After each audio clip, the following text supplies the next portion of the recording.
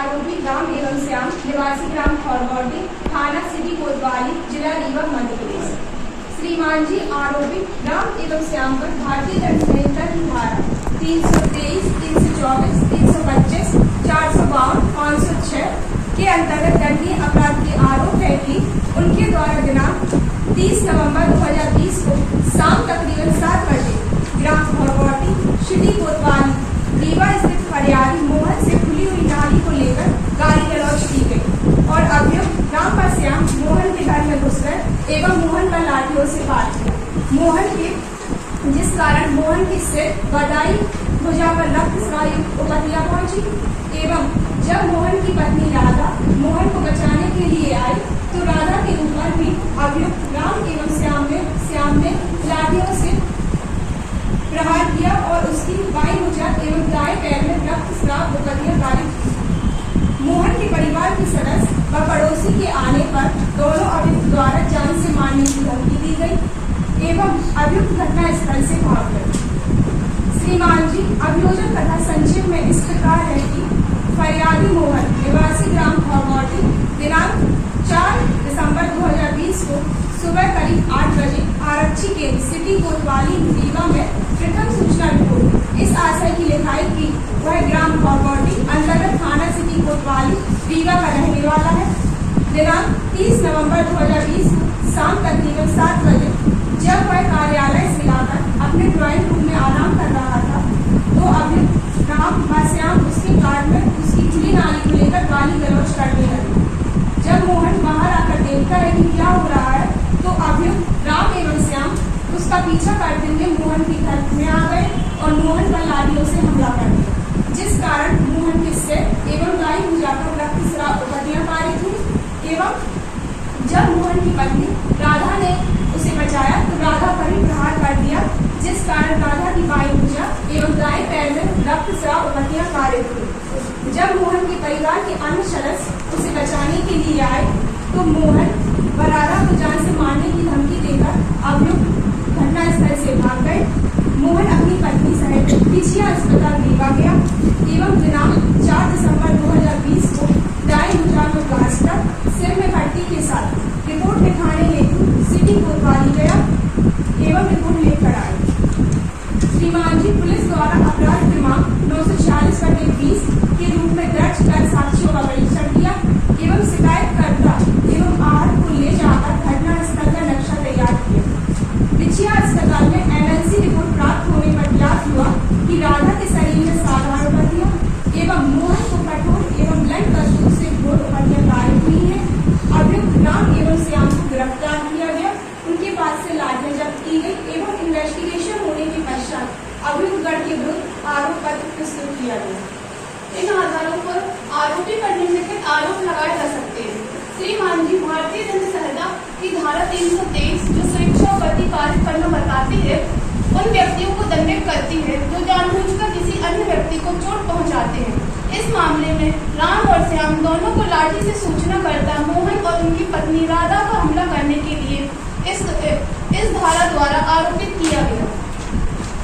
उपहती हमला या सदोष अवरोध की तैयारी के पश्चात गृह अत्याचार भारतीय दंड संहिता की धारा 452 यह धारा किसी अन्य की संपत्ति पर अपराध करने की आशा से प्रवेश करने से संबंधित है, जैसे कि हमला या उपहती कारित करना।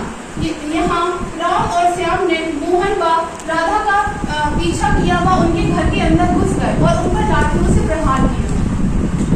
आपराधिक अभिप्राय जो भारतीय दंड संहिता की धारा 506 यह की धारा किसी अन्य व्यक्ति को मृत्यु या घोर आपत्ति के डर से धमकाने से संबंधित है, जिसका उद्देश्य उन्हें परेशान करना एवं कानून तोड़ने के लिए उकसाना है।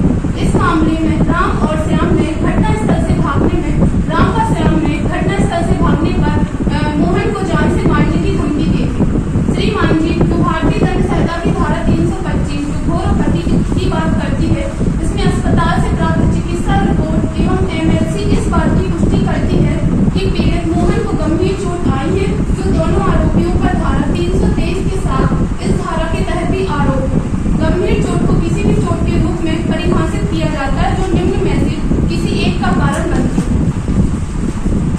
जिसमें फर्स्ट है जान का खतरा, सेकेंड है शरीर के किसी महत्वपूर्ण अंग का स्थायी क्षति और थर्ड में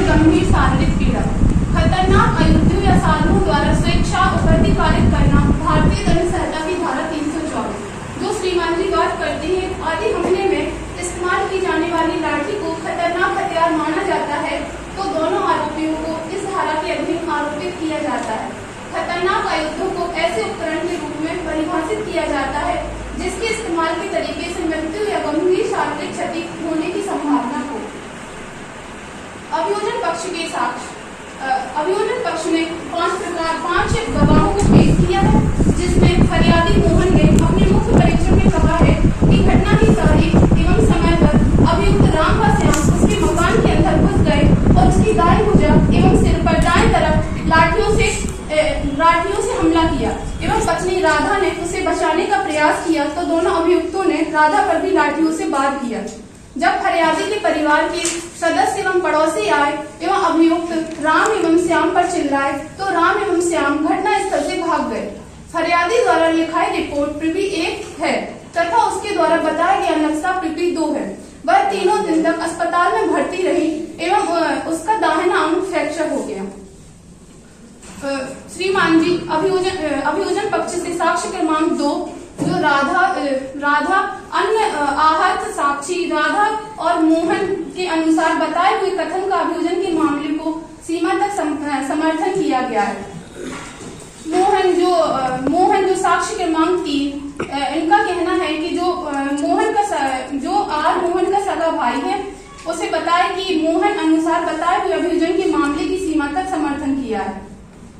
प्रशांत सिंह ने एवं राधा के कथनों का उनकी चिकित्सीय परीक्षण रिपोर्ट प्रीपी में एक्सरे रिपोर्ट प्रीपी 5 एवं एक्सरे प्लेटस में आर्टिकल राम एवं श्याम को इस विसंगति के साथ प्रमाणित किया है कि राधा को दाहिने हाथ एवं दाहिने पैर में चोट आई है। विवेचना अधिकारी जो कपिल देव हैं उन्होंने भी अपना साक्ष्य दिया है। उन्होंने साक्ष्य में कहा है साक्ष्य के दौरान उनके द्वारा की गई समस्त कार्यवाहियों का समर्थन किया गया है। श्रीमान जी सुप्रीम कोर्ट के कुछ मामले इस प्रकार है कि पीड़ित की गवाही में निरंतरता।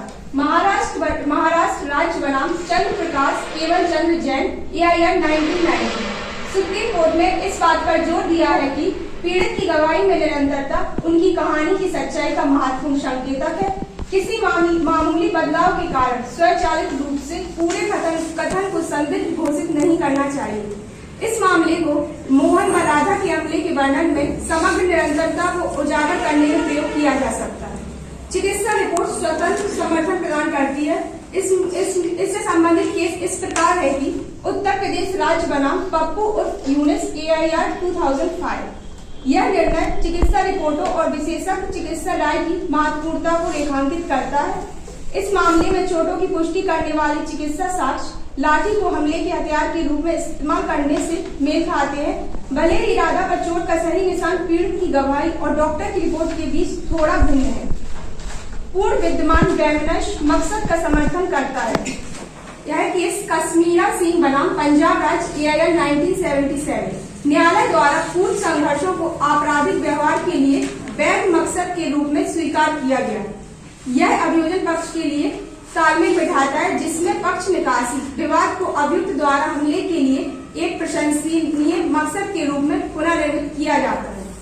श्रीमान जी से निवेदन है कि हमने अपना मामला पूरी तरह साबित किया है। पीड़ितों की साक्ष्य पर अविश्वास किए जाने का कोई कारण नहीं है, अतः दोनों अभियुक्त गण को उनके कृत्य हेतु दोषी किया जाए।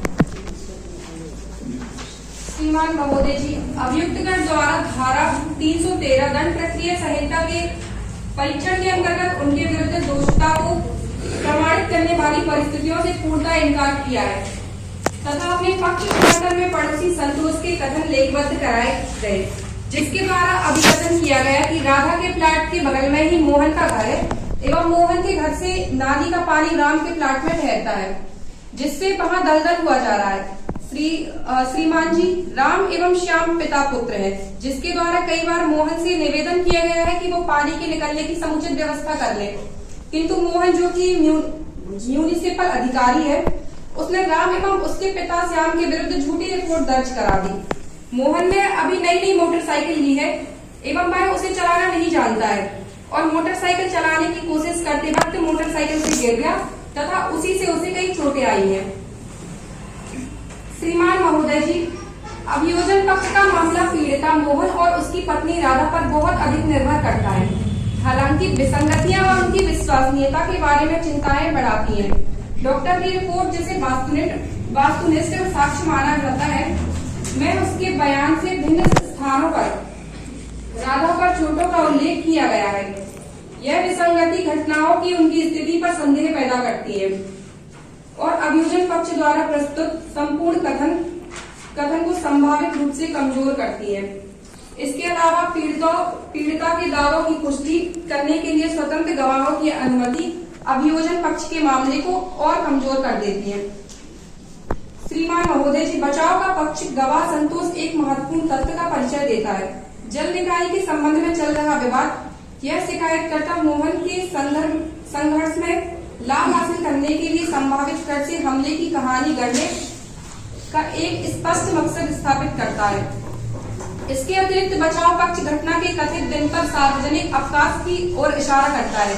यह सीधे तौर पर मोहन के कार्यालय से लौटने के दावे का खंडन करता है, जिससे अभियोजन पक्ष द्वारा प्रस्तुत समय रेखा पर गंभीर सवाल उठाते हैं।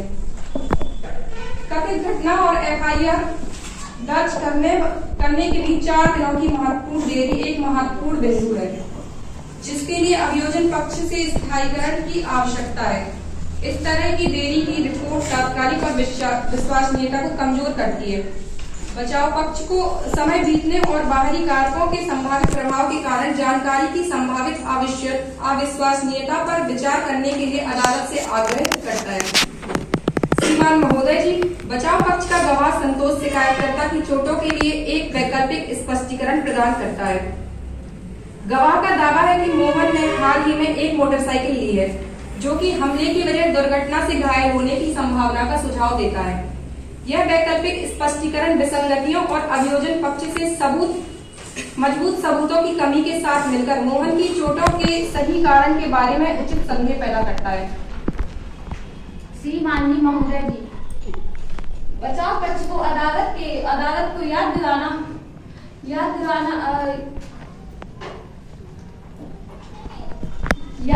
चाहिए कि सबूत का भार पूरी तरह से अभियोजन पक्ष पर है।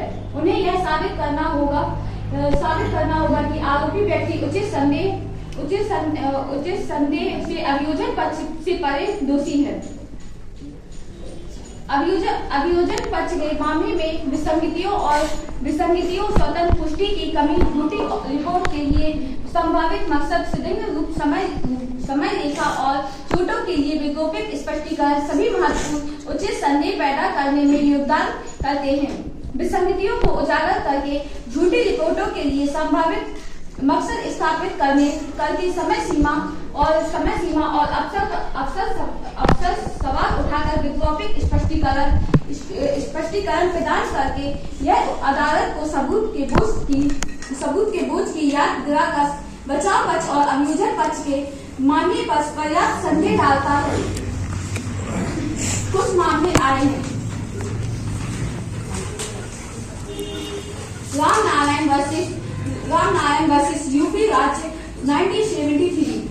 यह मामला इस बात पर प्रकाश डालता है कि कैसे शत्रुता या दोष झूठे आपराधिक मामलों के पीछे महत्वपूर्ण कारण हो सकते हैं। इसमें दूसरा केस आया रमेश बाबूराव जोशी वर्सेस गुजरात राज्य 1996 से। यह निर्णय अदालत को सावधान करता है कि एफआईआर दर्ज करने में महत्वपूर्ण और अस्पष्ट देरी होती है और रिपोर्ट की विश्वसनीयता और समयता और इसके प्रभाव पर जोर दिया जाता है। यह सीधे तौर पर एफआईआर दर्ज करने में 4 दिन की देरी के बारे में आपको बचाव पक्ष की तर्क समर्थन करता है। तीसरा केस आया भगवान सिंह वर्सेस मध्य प्रदेश राज्य 1976 से। सुप्रीम कोर्ट ने ऐसा फैसला सुनाया कि जब चोटों के लिए कोई वैकल्पिक स्पष्टीकरण मौजूद होता है तो यह उचित संदेह पैदा करता है और अदालत को इस पर विचार करना चाहिए। यह आपके बचाव पक्ष के और मोटरसाइकिल की दुर्घटना की चोट की व्याख्या करता है। अतः श्रीमान जी मेडिकल और चक्षुदर्शी साक्षियों के साक्ष्य में भिन्नता है। अभियोजन द्वारा किसी भी स्वतंत्र साक्षी को परीक्षित नहीं किया गया है तथा FIR कराए जाने में अस्पष्टता विलंब है और अभियोजन की कथा पूर्णता झूठी है, क्योंकि दिनांक 30/11/2020 को काजी गुरु नानक जयंती की छुट्टी थी। अतः फरियादी के द्वारा अपने कार्यालय से आने का प्रश्न ही नहीं उठता। इनके बचाव का स्तर संभवता की अधिक संभावना का है। अतः वे विचारण की सभी आरोपित अपराध दोष मुक्ति के हकदार हैं। श्री माननीय जिस प्रकार अभियुक्त गण द्वारा तर्क दिया गया है कि जो मोटरसाइकिल से उसकी दुर्घटना हुई थी, इसके कारण उसे चोटें हुआ गई, और जो 4 दिन से देरी की रिपोर्ट की बात की गई है, तो इसके संबंध में एक केस है शंकर बनाम राजस्थान राज्य 2013, जिसमें सुप्रीम कोर्ट ने माना है कि प्राथमिकी दर्ज करने में देरी के वास्तविक कारण हो सकते हैं, जिसमें सदमा, आघात या तत्काल चिकित्सा पर ध्यान देने की आवश्यकता शामिल है। और इसके साथ ही इसमें विवेचना अधिकारी और डॉक्टर की रिपोर्ट से यह साफ स्पष्ट है कि वह चोटिल हुआ था।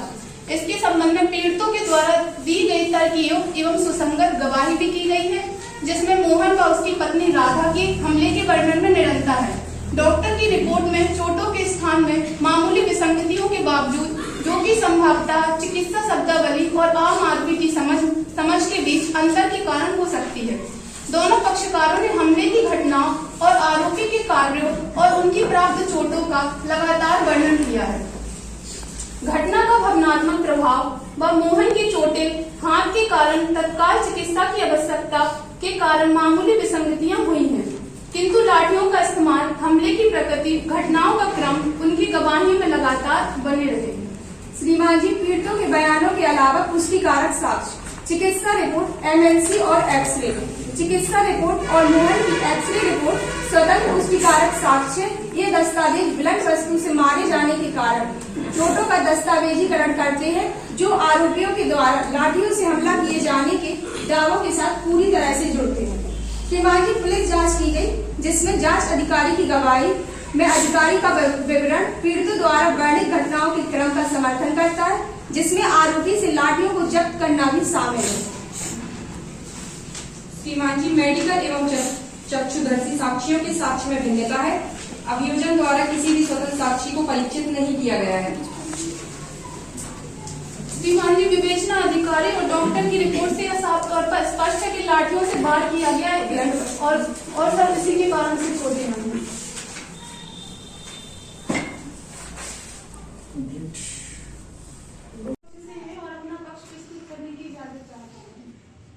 सदस्य पंचम अतिरिक्त मोटर दुर्घटना अधिकरण, जबलपुर, मध्य प्रदेश। श्रीमती पुष्पलता शर्मा, पति श्री श्यामलाल शर्मा, पेशा कुछ नहीं, निवासी मकान number 1369 university road, PWD, office division number 1, civil line, जिला छतरपुर, मध्य प्रदेश। विरोध: मोहम्मद जुनैद अख्तर, पिता मोहम्मद अख्तर उल कादरी, पेशा ड्राइवरी, स्थान पता मकान number 62 new Anand Nagar, pump house के पास, थाना आधारताल, जबलपुर, मध्य प्रदेश। चालक नारायण कार क्रमांक MP 20 DA 6545। गुलाम अली, पिता मोहम्मद रहमान अली, निवास 746 रामनगर, महाकौशल नगर, चितरंजन वार्ड, आधारताल, जिला जबलपुर, मध्य प्रदेश। मालिक दैनान कार क्रमांक MP 20 DA 6545। Oriental insurance company limited, पता DO फर्स्ट, मकान number 678 Dutt residency north, civil line, railway stadium के सामने, जिला छतरपुर, MP। यह क्षतिपूर्ति आवेदन पत्र वाहन दुर्घटना में आवेदक श्रीमती पुष्पलता शर्मा ने स्वयं को आई चोटों के प्रतिकर के संबंध में धारा 166 मोटर व्हीकल एक्ट 1988 के तहत प्रतिकर राशि 16,50,000 रुपए दिलाए जाने हेतु प्रस्तुत किया है। आवेदन के संक्षिप्त तथ्य इस प्रकार है। दिनांक 21/2/2022 को लगभग 3:30 बजे आवेदक अपनी बहू ज्योति शर्मा एवं अर्चना शर्मा के साथ शिवरात्रि पर्व होने के कारण सार्वजनिक शिव शक्ति मंदिर पचमेड़ी से प्रसाद लेकर वापस लौट रही थी। तभी एक सफेद रंग की रेनॉल्ट कार क्रमांक MP 20 DA 6545 के चालक द्वारा तेज रफ्तार व लापरवाही पूर्वक गाड़ी चलाकर पीछे से टक्कर मारकर दुर्घटना कारित की, जिससे आवेदका के बाएं पैर में गंभीर चोटें आई। घटना को आसपास के लोगों ने तथा बहुओं ने देखा तो 108 एम्बुलेंस से इलाज हेतु पहले बैक्टीरिया अस्पताल, फिर तत्पश्चात बेहतर उपचार हेतु परिजनों द्वारा जामदार हॉस्पिटल में भर्ती कराया गया।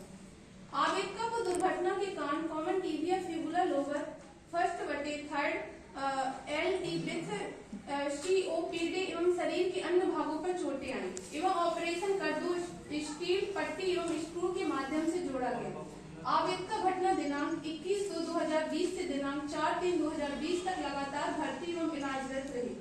उक्त घटना की सूचना पुलिस थाना सिविल लाइन जिला जबलपुर को दी गई, जिस पर पुलिस थाना सिविल लाइन द्वारा दुर्घटना कारित वाहन को जब्त कर उसके चालक के विरुद्ध अपराध क्रमांक 37/2020 अंतर्गत थाना 289, 337, 338 भादवी का दर्ज किया गया एवं चालान न्यायालय में प्रस्तुत किया गया। घटना के पूर्व आहत एवं हष्टपुष्ट एवं पूर्ण रूप से स्वस्थ महिला थी एवं वह किसी रोग व बीमारी से पीड़ित नहीं थी। आवेदक PWD में हेल्पर के पद पर कार्यरत थी एवं लगातार अपने काम पर जाती थी, किंतु उक्त दुर्घटना के कारण एक पैर से स्थायी रूप से विकलांग हो गई और चलने फिरने में असमर्थ हो गई। उसे स्थायी विकलांगता कारित हुई है एवं शरीर के अन्य हिस्सों में गंभीर चोटें आई हैं। आक्षेपित वाहन के चालक की लापरवाही एवं असावधानी के कारण उक्त घटना घटित हुई है। उक्त दुर्घटना अनावेदक क्रमांक 1 द्वारा रेनॉल्ट कार क्रमांक MP 20BA 6545 को तेज गति, उतावलेपन व लापरवाही पूर्वक चलाने के कारण घटित हुई है, जिसका अनावेदक क्रमांक 1 चालक, अनावेदक क्रमांक 2 स्वामी एवं अनावेदक क्रमांक 3 बीमित है। उक्त प्रकरण माननीय न्यायालय के क्षेत्राधिकार में है, अतः आवेदन पत्र स्वीकार किए जाने का निवेदन किया गया है। पैरा नंबर 10 पुष्पलता शर्मा और उसकी बहू ज्योति शर्मा ने कथन किया है कि पुष्पलता उसकी सास है और वह उसकी देवरानी तथा सास पुष्पलता शर्मा घटना दिनांक 21/2/2020 को 3:30 बजे शिवरात्रि पर्व पर सार्वजनिक शिव मंदिर पचमेड़ी से प्रसाद लेकर लौट रहे थे। तभी एक सफेद रंग की रेनॉल्ट कार क्रमांक 20B 6545 के चालक द्वारा कार को तेज रफ्तार एवं लापरवाही से चलाकर उसकी सास के बाएं पैर में कार का अगला चढ़ा दिया, जिससे उसकी सास वहीं चोटिल होकर गिर गई। श्रीमान, अंतिम प्रतिवेदन रिपोर्ट में भी 2 से दर्शित है कि कार क्रमांक MP 20BA 6545 के चालक ने आवेदका को उपेक्षा एवं लापरवाही पूर्वक चलाकर टक्कर मारी, जिससे आज पुष्पलता को पैर में चोट कर दुर्घटना होने के संबंध में अनावेदक क्रमांक 1 के विरुद्ध पुलिस और थाना सिविल लाइन जबलपुर द्वारा अपराध क्रमांक 37/2020 धारा 279, 337 से 338 भारतीय सहायता के अधीन अभियोग पत्र न्यायालय के समक्ष प्रस्तुत किया गया। आवेदक ने अनावेदक क्रमांक 1 द्वारा लापरवाही से प्रश्नगत वाहन से टक्कर मार देने से घटना कारित करना बताया है, जिसके समर्थन में आवेदक की ओर से प्रस्तुत आपराधिक प्रकरण से दस्तावेज भी प्रस्तुत किए गए थे। पैरा नंबर 29 में आवेदका की ओर से बताया गया है कि दुर्घटना के कारण वह स्थायी रूप से उपंग हो गई थी तथा अपना कार्य करने में असमर्थ हो गई थी। वह बिना सहारे के चल फिर नहीं सकती थी, उसे सहारे के लिए किसी अन्य की सहायता की जरूरत पड़ती थी। उसके द्वारा स्वयं के इलाज से संबंधित दावा पर्चे, बिल एवं एक्सरे फिल्म रिपोर्ट PB 9 प्रस्तुत किए गए हैं। उसके द्वारा जामदार अस्पताल जबलपुर की डिस्चार्ज समरी PB 25 के अनुसार आवेदिका दिनांक 21/2/2020 से दिनांक 4/3/2020 तक कुल 11 दिन तक भर्ती रहकर इलाजरत रही है। डिस्चार्ज समरी PB 25 में आवेदिका को कॉमन किलिया होगला लोअर वन साइड एज की विद COPD होना लेख है। आवेदिका की ओर से प्रस्तुत विकलांगता प्रमाण पत्र PB 168 में उसे 40% विकलांगता लेख की गई है तथा उक्त साक्षी ने मुख्य परीक्षण में कथन किया है कि उस जिला विकलांगता बोर्ड द्वारा 40% विकलांगता प्रमाण पत्र भी जारी किया गया था। पैरा नंबर 21 से बताया गया है कि बात प्रश्न को प्रमाणित करने का भार अनावेदक क्रमांक 3 बीमा कंपनी पर है। अनावेदक विद्वान अधिवक्ता ने तर्क प्रस्तुत किया है कि अपेक्षित वाहन दुर्घटना दिनांक को बीमा पॉलिसी की शर्तों के अधीन चलाया जा रहा था तथा बीमा पॉलिसी की शर्त का उल्लंघन नहीं हुआ है। पैरा नंबर 32 में कहा गया है कि उक्त के संबंध में पंजीबद्ध प्रथम सूचना रिपोर्ट PB 4 लेखबद्ध की गई है। संपत्ति जब्ती पत्र PB 11 के अनुसार प्रकरण में संलग्न दस्तावेज वाहन का बीमा दिनांक 4/10/2019 से दिनांक 3/10/2022 तक प्रभावी होना दर्शित होता है, अर्थात दुर्घटना दिनांक 21/2/2020 को वाहन बीमित था।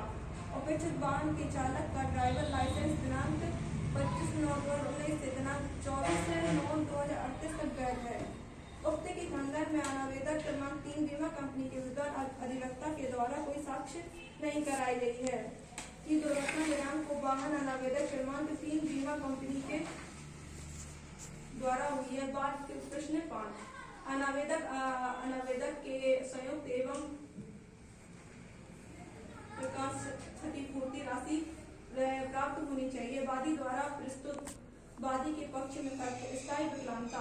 वादी को दुर्घटना में आई चोटों के कारण स्थायी विकलांगता हुई है। वादी की आयु 65 जो कि आयु संवर्ग 61 से 65 के बीच में आती है। आय हानि। वादी पीडब्ल्यूडी में हेल्पर के रूप में कार्यरत थी। वादी को पूर्व पीडब्ल्यूडी में हेल्पर के पद पर पदस्थ होने से एवं सेवानिवृत्त होने का कोई दस्तावेज प्रस्तुत नहीं किया गया है। वादी को पेंशन के रूप में 9,000 रुपए प्रति माह प्राप्त हो रहे थे। वादी ने साक्ष्य में यह नहीं बताया कि उसे कोई आर्थिक हानि हुई है। चिकित्सा साक्ष्य। वादी ने अपरिचित वाहन दुर्घटना में स्वयं को कारक अपराधियों के उपचार के संबंध में मेडिकल बिल, अस्पताल की जांच के बिल, उपचार पत्र प्रस्तुत किए गए हैं।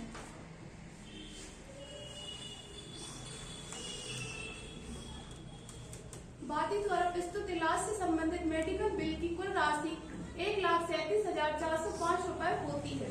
यदि दुर्घटना में भविष्य के उपचार। वादी ने दावा किया कि दुर्घटना के परिणाम स्वरूप उसे भविष्य में इलाज में 2 लाख रुपए व्यय होंगे। वादी ने भविष्य के इलाज के संबंध में कोई दस्तावेज प्रस्तुत नहीं किए। अटेंडर और पौष्टिक आहार। वादी को दुर्घटना के बाद अस्पताल में भर्ती रहना पड़ा। वादी को अटेंडर की आवश्यकता थी और उसने किसी व्यक्ति अटेंडर को रखा होगा या उसके परिवारजन द्वारा उसे दैनिक कार्यों में सहयोग प्रदान किया गया। वादी को स्थायी विकलांगता हुई है और उसे चिकित्सा व्यय के लिए क्षतिपूर्ति राशि प्राप्त होनी चाहिए और वादी को अटेंडर और पौष्टिक आहार के लिए भी क्षतिपूर्ति राशि प्राप्त होनी चाहिए। इसके संबंध में एक केस है Bajaj Allianz general insurance company private limited बनाम यूनियन ऑफ इंडिया एवं अन्य। यह फैसला इस बात पर प्रकाश डालता है कि भारत सरकार की गाइडलाइन के आधार पर जारी विकलांगता प्रमाण पत्र स्वीकार्य साक्ष्य माना जाता है।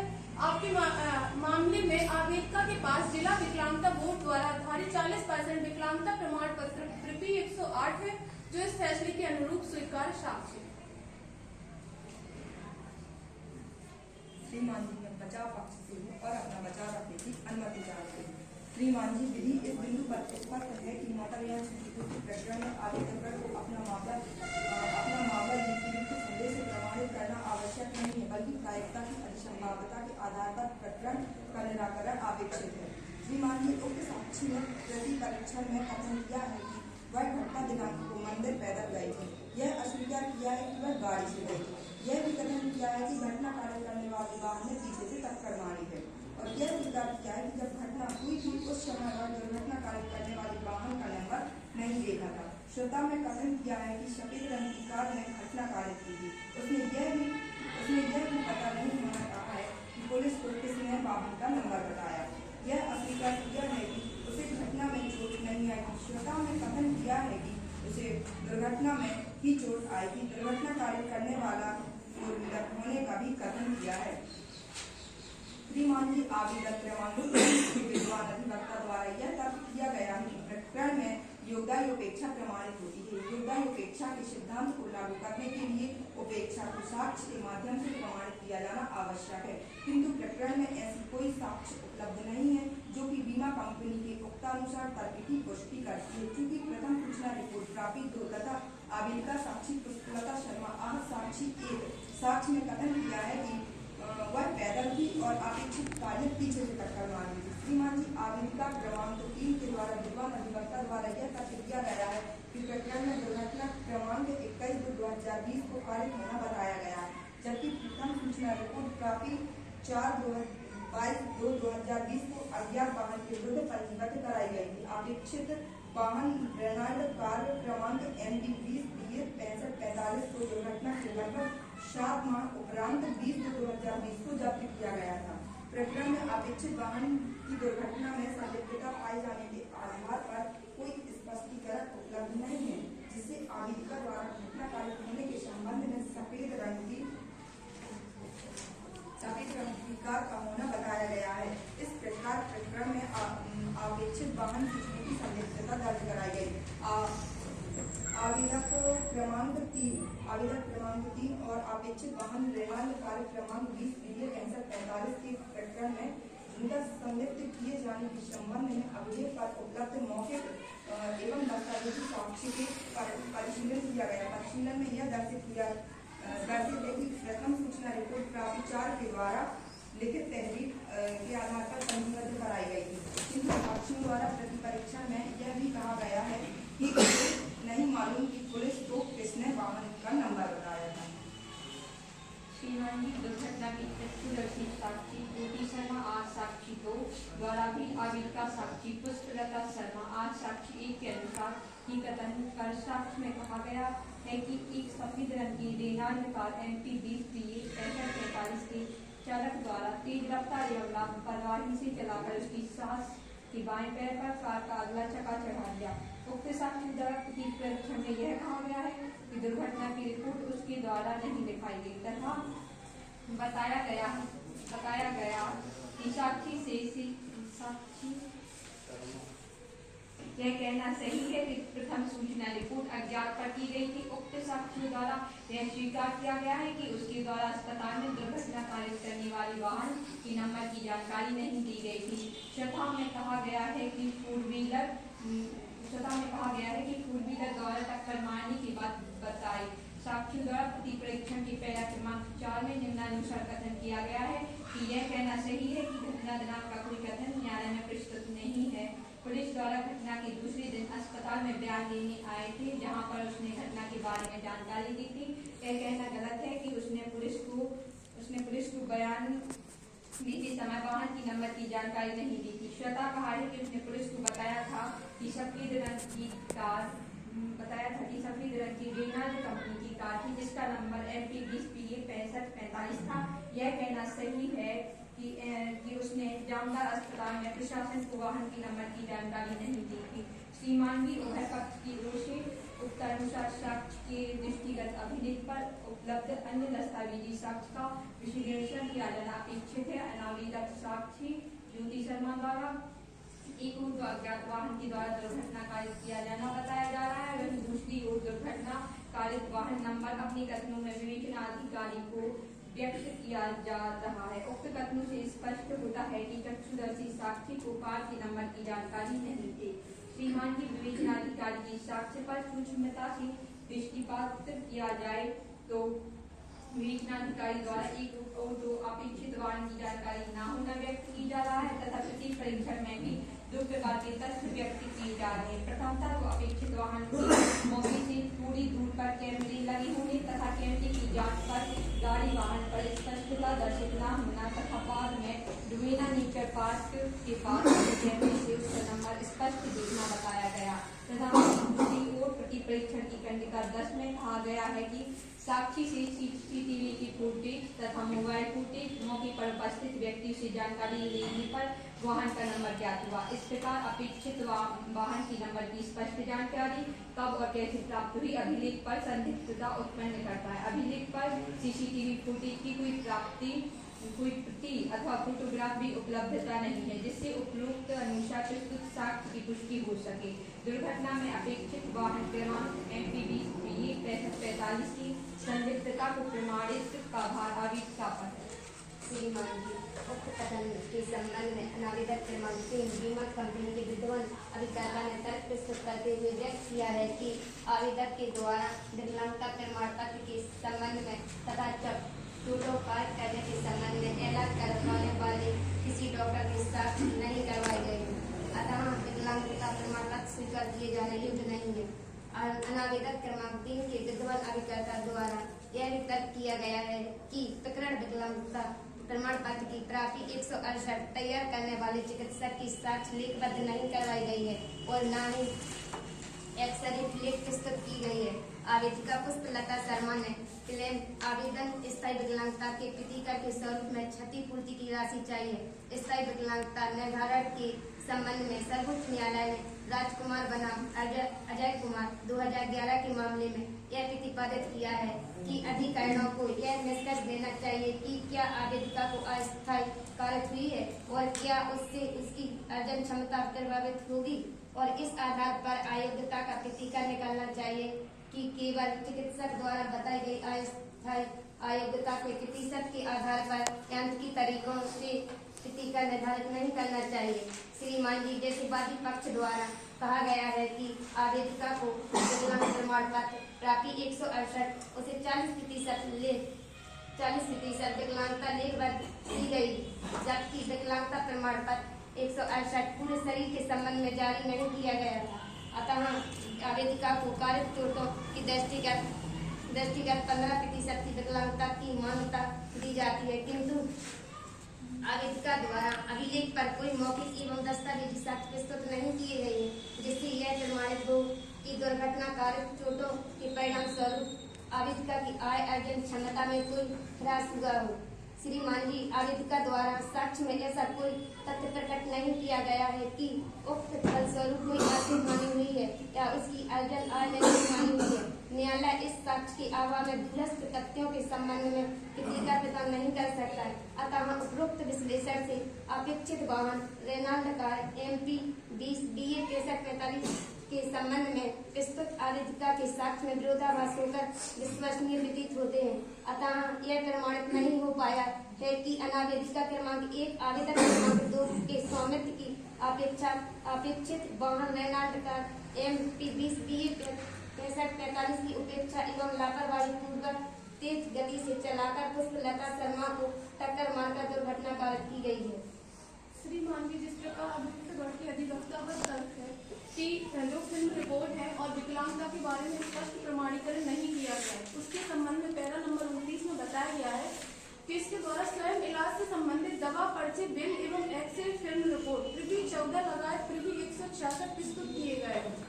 साथ ही आवेदिका की ओर से प्रस्तुत विकलांगता प्रमाण पत्र पृथ्वी 168 में उसे 40% विकलांगता देख की गई है और उक्त साक्षी ने मुक्त परीक्षण में कहा है कि उसे जिला विकलांगता बोर्ड द्वारा 40% का विकलांगता प्रमाण पत्र जारी किया गया है।